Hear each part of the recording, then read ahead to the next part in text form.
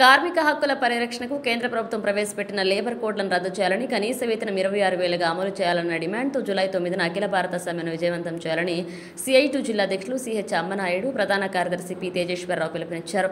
శ్రీకాకుళంలో జరిగిన సమావేశంలో సమ్మె పోస్టర్లు విడుదల చేశారు. అన్ని మండల కేంద్రాల్లో ప్రదర్శనలు నిర్వహిస్తున్నట్లుగా పేర్కొన్నారు.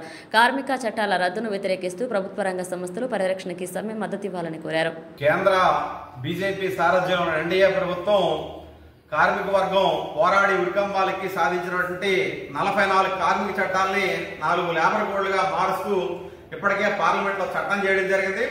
దేశవ్యాప్తంగా 8 గంటల పనిదినాన్ని 12 గంటల పనిదినంగా మార్చాలని చెప్పి, అలాగే కార్మికులకి ఉన్న ప్రస్తుతం పర్మనెంట్ స్థానాల్లో కాంట్రాక్ట్ అవుట్సోర్సింగ్ విధానాలను రద్దు చేసి ఫిక్స్డ్ టర్మ్ ఎంప్లాయ్మెంట్ పేరుతో కార్పొరేట్లకి కార్మికులు ఉడికి చేసే పద్ధతిలో చేసిన చట్టాలను రద్దు చేయాలని, అలాగే విశాఖపట్నం స్టీల్ ప్లాంట్ తో సహా ప్రభుత్వ రంగ సంస్థల ప్రైవేటీకరణ ఆపాలని, అలాగే కార్మికులందరికీ కనీస వేతనం 26,000 అమలు చేయాలని చెప్పి తదితర డిమాండ్తో దేశవ్యాప్తంగా అఖిలపక్ష కార్మిక సంఘాలు జూలై 9వ తేదీన దేశవ్యాప్త సమ్మెకి పిలుపునిచ్చాయి.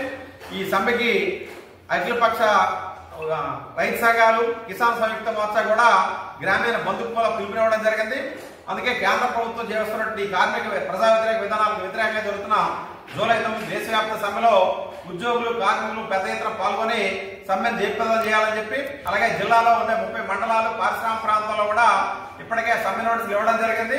ఆ రోజు మొత్తం అన్ని మండల కేంద్రాలు, అలాగే పారిశ్రామిక ప్రాంతాల్లో కూడా పెద్ద ఎత్తున కార్మిక వర్గం ఈ సమ్మెలో పాల్గొనడంతో పాటు ప్రదర్శనలు, బహిరంగ సభల్లో పాల్గొని జయప్రదం చేయాలని చెప్పి కార్మిక వర్గానికి పిలుపునిస్తున్నాం.